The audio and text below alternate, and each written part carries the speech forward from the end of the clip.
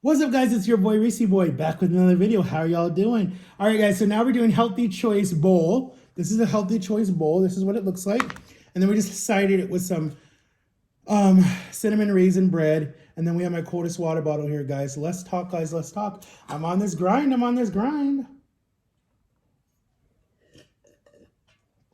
I'm on this grind. All right. Let's add a little bit of salt to it. All right, this is what it looks like. Let's say grace. Dear God, bless this food, bless this time, in Jesus' name, amen. All right, guys. So,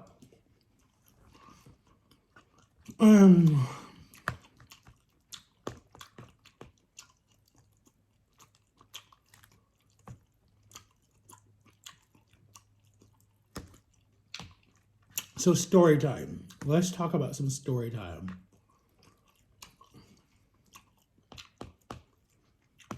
All right, so let's talk about my first girlfriend.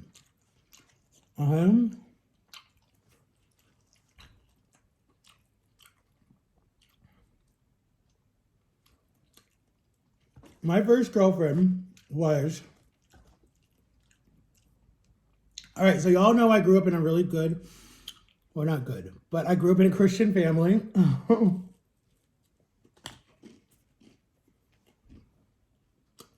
Have you guys ever watched the Duggars on TLC or any of the Amish type of stuff?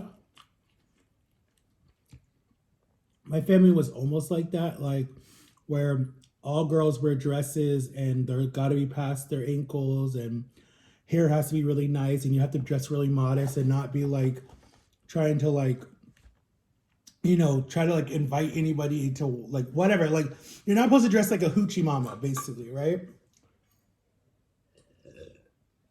And you got to be very polite and you got to say yes ma'am, no ma'am, yes sir, no sir, thank you, no thank you. You got to sit there and, you know, just, it wasn't so much like you had to be quiet. Like, you know, you could speak, you could have questions and stuff like that. Like my childhood wasn't like so much like that, even though like in the Jamaican community, the children are supposed to be seen and not heard, right? And my dad was raised like that, but he's like, I'm not going to raise my kids like that. I want my kids to be able to ask questions and say stuff and whatever, right?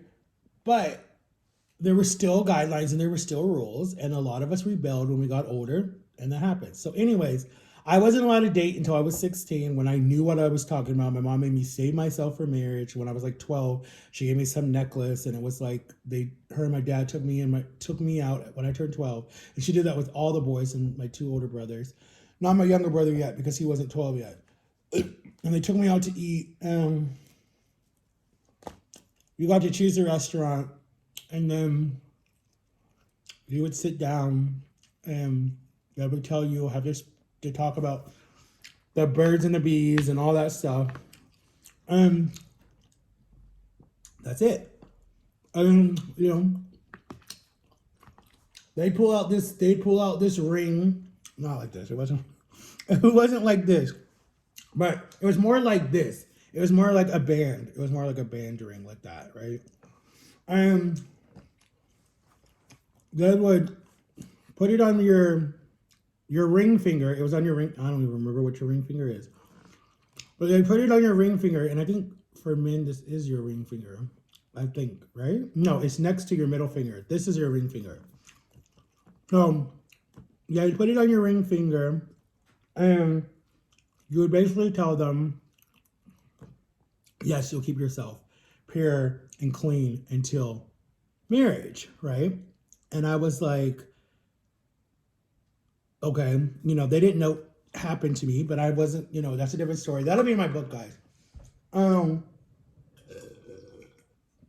my innocence was stolen from me, basically. So they didn't know about that, right? So that was what they said. So anyways, I got my first girlfriend when I was 14, right? Or 13. Yeah, it was 14, my freshman year of high school. And I went to a Christian school where you're not even allowed to date, but it wasn't a Christian school because stuff was still happening in the Christian school. So her name was Caitlin, and she was Indian, and she was adopted too. And her sister was gorgeous. I actually had a crush on her sister, but I ended up with Caitlyn because we were in class together. And me and Caitlyn, and she was a senior and I was a freshman, and we dated all the way up until I moved to Florida, actually. All the way up until I moved to Florida.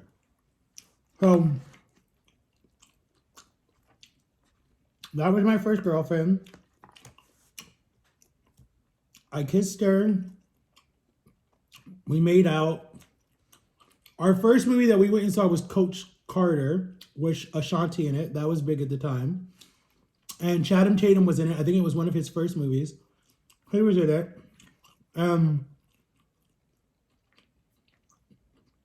We went and saw that movie. And then we did a lot of stuff together. And then my best friend was her best friend, Brittany. So we would do like a 3 thing. Like it would be all of us. Like Brittany was her boyfriend. Me and Caitlyn. So we would double date. And we had a lot of fun, guys. But we told my parents that we were just best friends. So they didn't know. And it was fine. And then my serious girlfriend after Caitlyn, when I moved here, because we were like, we don't want to do far distances. When I first moved here, my first girlfriend here was, I don't remember her name. I gotta ask John who she was. She was a black girl, and she was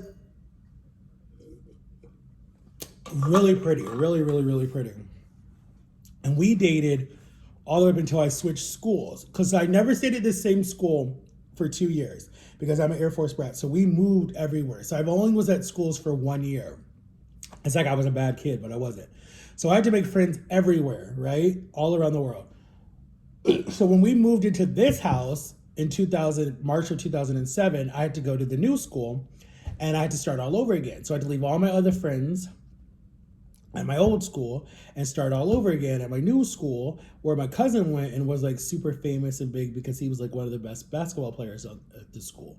So I was like, I had to live up to that. And so I went to the new school and I hated it because we were so overcrowded, because they had the freshmen there and they had the seniors and the juniors and the sophomores. So we were so overcrowded.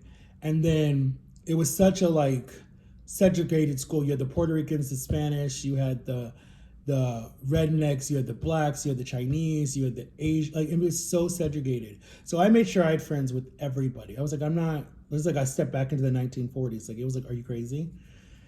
And then our principal was lazy. He drove around on a freaking golf cart. He was such a lazy person. Because I go from one school where the principal would literally walk the halls and come and say good morning to you every morning, to another principal that rides around on a golf cart and yells at you with a foghorn. I was like, are you kidding me? White privileged school. That's literally what I thought. So I hated this school. I hated it. I really did. But I was like, listen, you only got like 4 more years. So just get this done, right? And then I played some sport. I think I did baseball or soccer. I don't remember which one I did, but I was like trying to keep myself busy. But I was such a church nerd. I was always in the church.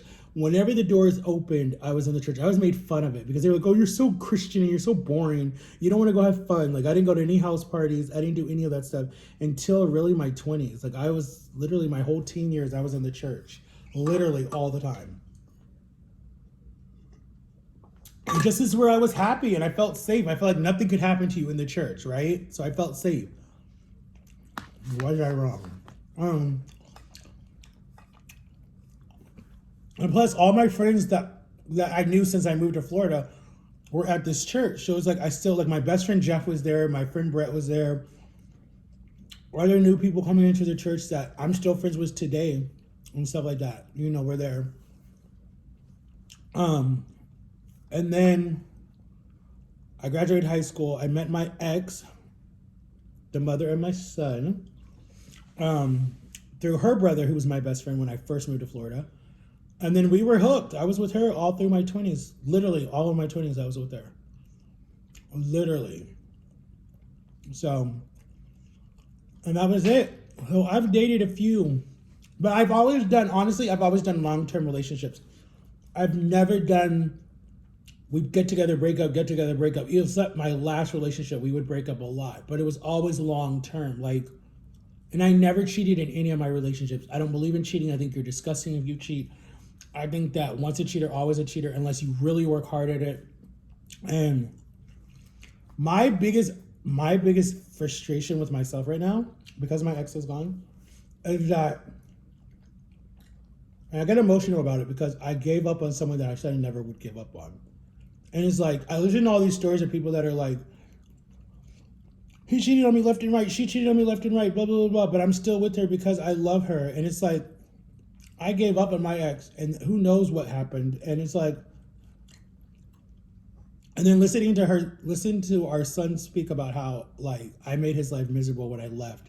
Like, that breaks me because it's like, I never wanted you to suffer. It's like I was suffering enough and I stayed only for you, really, and her, but mostly for you because I was just like, I'm not going to abandon you. And then I abandoned you anyways and broke your heart. So it's like, but then I feel bad because it's like she's gone now. And so it's like you can't go backwards. But it's like at the same time, it's like I blame myself for her death because I'm like, I know how much she was in pain. And I felt like maybe I was the one person or the second person that made her happy because I know she lived for her son, but she lived for, I don't know who else, but still, it's like that just literally eats me up inside. Like whenever I see people's relationships or whatever, and I'm just like, I had that in a way, but I didn't have it in a way, if it makes sense. Like I had it in the sense of like, we loved each other so badly that we weren't good enough for each other. And there's a saying, it's like, if you love someone so much, let them go. If they truly love you, they'll come back. And I always thought when I left her, when I stopped talking to her, I always thought that she would get her life together and show up at my front door or get whatever she needed to do, get the help that she needed.